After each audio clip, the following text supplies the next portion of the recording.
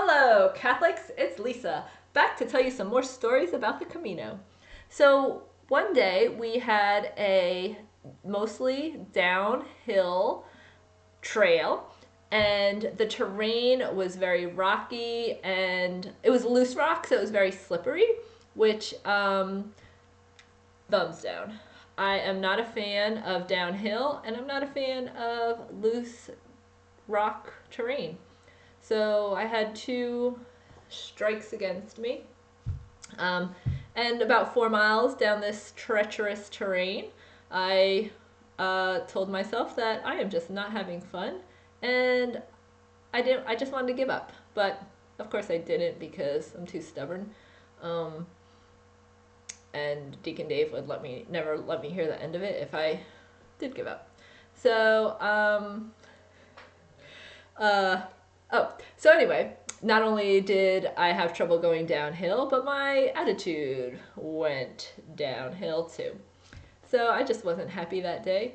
And we finally got to some sidewalks. And so Deacon Dave and I were walking, and he knew I was in a bad mood. So he played some songs for me. And usually I'll sing along with the songs, but because I was in a bad mood, I didn't. But I did enjoy the music. And then he said, "Oh, let's sing a song." And I was like, "No, I don't want to sing, but you can sing." And so he was trying to, God was trying to love me through Deacon Dave playing these songs, but I just wasn't having it. So we're just walking, and I asked Deacon Dave, so I don't like to be, I like to start early when it's going to be hot because I don't like the heat.